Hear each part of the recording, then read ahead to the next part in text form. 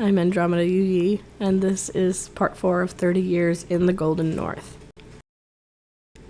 At first I could not manage to keep my balance, and so it happened several times that as I fell, I tipped the sledge over and rolled along the ice on my stomach for several yards, shouting and cursing at the reindeer.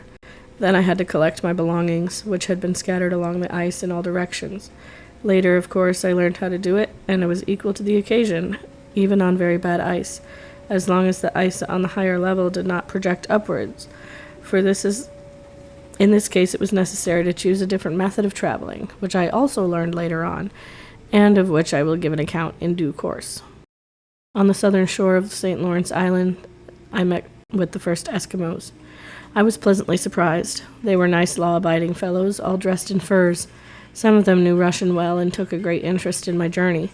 Of course, they were civilized Eskimos. On the neighboring island, Vladimir Island, I also met with good, intelligent Eskimos. All of them on both islands lived in small huts, not like the Eskimos whom I met with later and who lived in holes under worse conditions than cattle, and when I told them some of the Eskimos on Vladimir Island about my travels, they gave a full account of the conditions in those regions. While we were talking, our conversation came to the subject of earthquakes. I knew that there were many volcanoes in Northeast Asia, and there used to be even more, as I had read. I mentioned that according to what the book said, there were many settlements in those regions which had been destroyed by earthquakes, and that in fact some of them had been completely wiped out. One of the elder Eskimos eagerly nodded his head and at once told me that Vladimir Island had places I could see the traces of old Eskimo townships which had been buried, and there were some in Alaska too. I carefully bore in mind all the places he said, and went back to St. Lawrence Island, where I told the Eskimos what I had seen. They all agreed, and said that they knew that there were relics on neighboring islands, and they said that they also had various relics. They showed me huge bones in the bay, and in one reservation I saw furniture made from the bones of a huge animal. They said they were made from mammoths' bones, or from the bones of ancient sea monsters, the skeletons of which had been found there. A little farther on I saw the head of some huge animal. Half the skull was buried in the sand, and the upper part bulged out and looked like a good-sized boulder. When I imagined to myself what a monster it must have been, my blood ran cold. In their dwellings, the Eskimo then showed me various saws, tools, knives, all made out of bones. I asked where they got them from. They said they were from long ago, that they were all carved from mammoths' tusks or fish bones. I was astonished by all this, and was anxious to search for caves up in the mountains there as well. Bare rocks towered up with nothing, not even lichens, growing on them. Among these rocks, from which there was a view of the broad city expanse of the ocean, curious feelings, it may have been sorrow, came over me.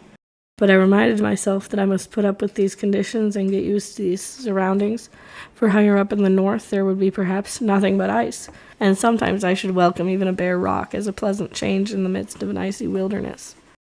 I found no caves in those rocks, but on the other hand I discovered there many minerals which I had never seen before. I noticed magnetic ironstone among them. When I left there on the ice for the mainland and the river Anadir, I immediately told the gold diggers there what I discovered, but most of them knew about it, told me it wasn't worth digging there because the summer was short, and owing to the short time during which it was possible to work, it was only worth digging for gold. Often later on during my business trips, I reached those islands, but amid the struggle for bread, the rush for livelihood, and the race against time, which limits the summer period to so brief a season, I never found a chance of stopping there for a number of days and examining the caves again. A few years ago, I read in the United States that some professor whose name had a sort of German sound, but which had slipped my memory, went on an expedition. And he must have been looking for Eskimo relics, but I don't know whether he found anything. Most of the gold diggers whom I met with on the river Anadir came from the United States, from Los Angeles, from Southern California.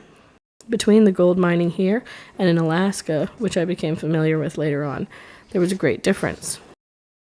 In the first place, there were no permanent settlements of gold diggers. They just remained over the summer and left in the autumn. Here on the Russian side, under the Tsar's rule, 30 kopecks had to be paid for every ruble that was gained. During my wanderings through the gold fields, which stretched alongside the river, I got people to explain to me everything concerning the gold digging there. A man who is seeking his fortune must get to know the way of life everywhere. supposing fortune was waiting for me at this very place. So I got to know many things which strengthened my decision not to stay there.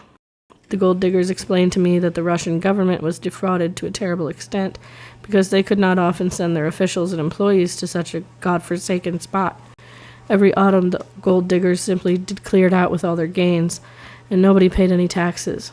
So the government decided no gold digger leaving the region for the winter would be allowed to return to the Anadyr in the following spring, and also that he could not be the owner of a claim.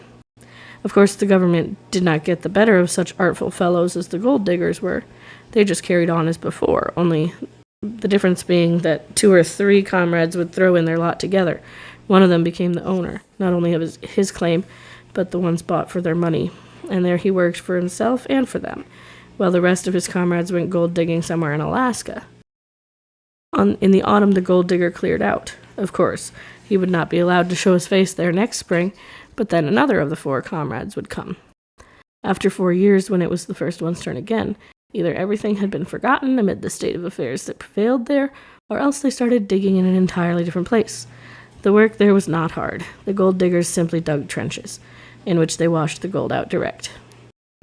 Here and there, I was told the Cossacks would come riding along and have a look at everything. The gold diggers had to show their papers, and the officials in charge checked their gains. Anyone whose papers were not in order or who didn't pay the tax simply had his gold taken away from him.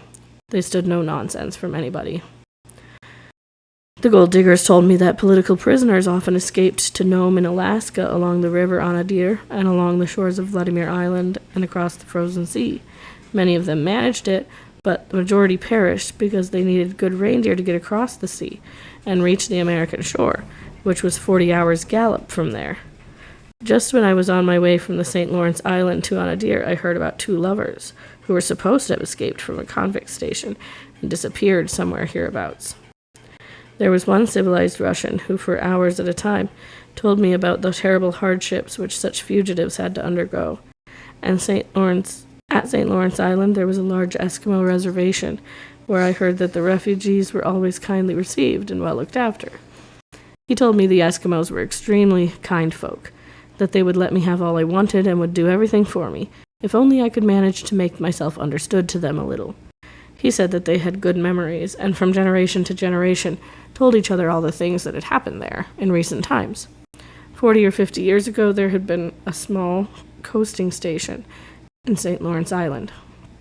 The people there used to be on the lookout to prevent any convicts escaping that way to the east, but when gold was discovered on the Anadyr there had been such a swarm of adventurers that immediately the country became very unsafe.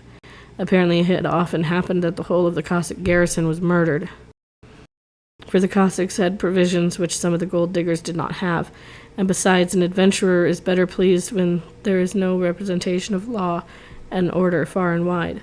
For that reason, the stations were later discontinued. Now, under the Bolshevik government, things are better in those areas, and in some of the islands there are wireless stations, so the dodges of all kinds of criminals were stopped. They soon discovered that not even the swiftest reindeer were a match for the rapid telegraph, that every runaway criminal found plenty of men and plenty of rifles waiting for him on all sides.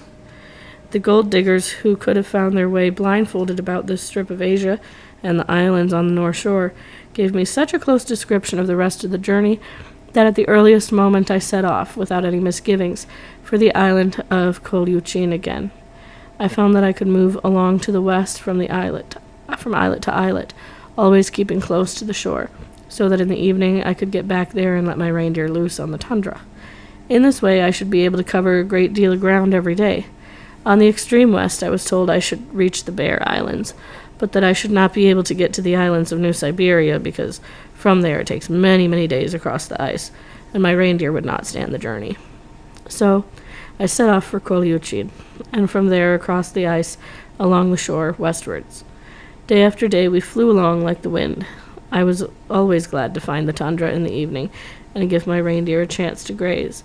But on the last section of the journey, from the island of Ione to the Bear Islands, I did not reach the destination by evening, and half dead with anxiety, I drove the reindeer on in a wild gallop all night and the whole of the following morning, so that we raced up and down and across the icy plain. sometimes on our stomachs and sometimes on our backs, and then again for hours at a time without mishap. My head was buzzing with excitement, and I could not eat.